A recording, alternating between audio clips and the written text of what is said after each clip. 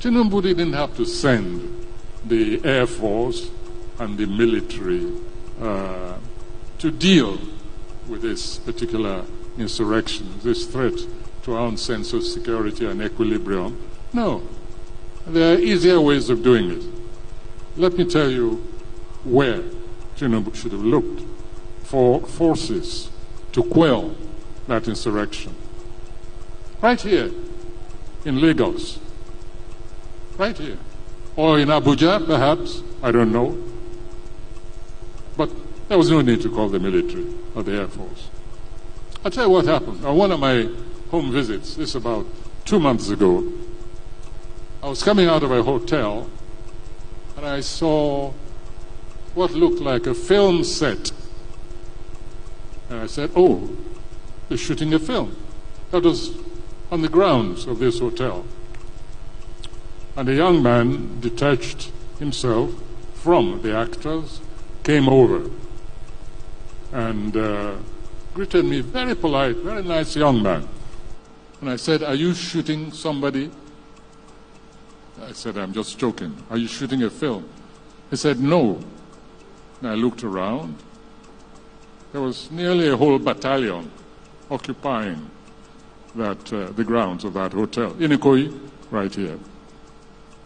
So I got back in my car and I asked the driver who that young man was. And he told me.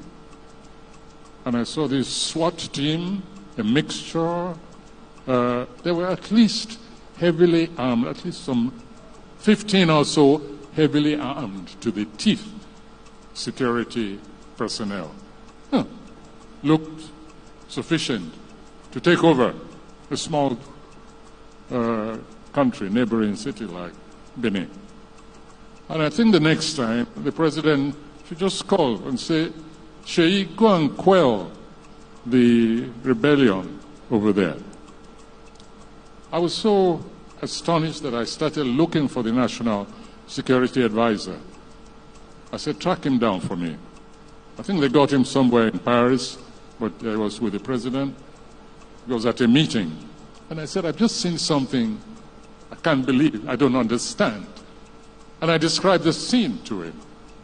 I said, do you mean that a child of the head of state goes around with an army for his protection or whatever? I couldn't believe it. Later on, I did some investigative journalism. And I inquired, and I found that apparently this is how this young man goes around with his battalion, his heavy armed soldiers. Of course, the road was cleared before his car went out. I stayed until it seemed he was leaving. So next time there's an insurrection, I think the president should just call that young man and say, go and put down those stupid people there. You have enough troops under your command, so don't bother me with all these security issues any longer. Let's not overdo things. This is not the first country that has a head of state. It's not the first country whose head of state has families. And I think children should know their place. They are not potentates. They are not heads of state. And the security architecture of a nation like this suffers some injury and alienation when we see such a heavy devotion of security to one young individual. You'll excuse me, but I'm in and out most of the time. And this place is named after me. It's my center. So if I go off the immediate subject of our ward, I hope you'll excuse me for taking possession of my own center. Ha! Hey! Avevekuve. This one is a good of Avevekuve. Ah! Hey! Wole Soyinka is back. Oh, Abi, is he back? Is that AI? No, I don't think it was AI. Because, no, it's not AI. Because a lot of people are talking about it. This thing have carried it and all of that. Wole Soyinka is back. At long last, after almost 3 years, he has finally criticized Tinubu. picked on the things. Few things, he picked on the few.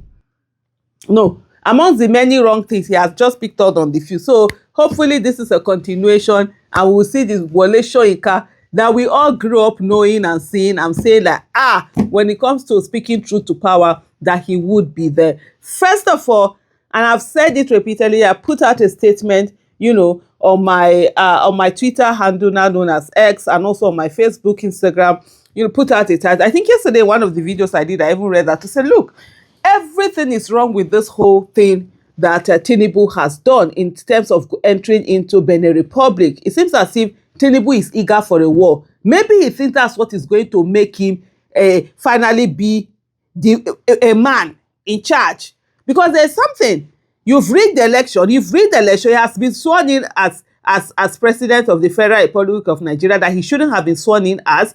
And yet, there's still that inadequacy in him, because stealing does not conform on you ownership. No matter how much you kolobi it, you now use it, you now whatever, at the back of your mind, truly that it's not yours. And I think there's this thing about him. Maybe he feels that by the time he takes Nigeria to a war, just like all of those military were doing when Nigeria was doing ECOMOG and everything, he will suddenly have the legitimacy and respect, and Nigerians will respect. Because I don't get it. I don't get the fixation that Tinubu has with sending military, outside of the country to go and do something. He did it with Niger. Now Benin Republic, he has gone on. We have a shameless Senate has gone on to give him whatever it is. Those ones have enslaved themselves. Pata, they don't even know what their use is anymore in that whole place. And I've seen they say unanimous agreement. That's bladadash. All of them should be ashamed of themselves. And the whole thing, Seyi Tinubu thing, this family just looks as if they have poverty mentality. They have inferiority complex. They have low people mentality, because I don't understand. You understand? I don't get it. There is no class. There's this grabbing. When you have an insatiable need, that scarcity mentality is what they have. It's going to end. So let them grab as much as they are grabbing. What is all this? Oh, office of the son of the... Are you okay? Office of the daughter, are you okay? You go and be your own president. Which is this office of the son of... Also, we should be having office of the son of Senate president, office of the daughter of Kiniko. It just speaks of a family. You can see that crassness in spite of the fact that this is a family that have millions of dollars, probably billions, who knows?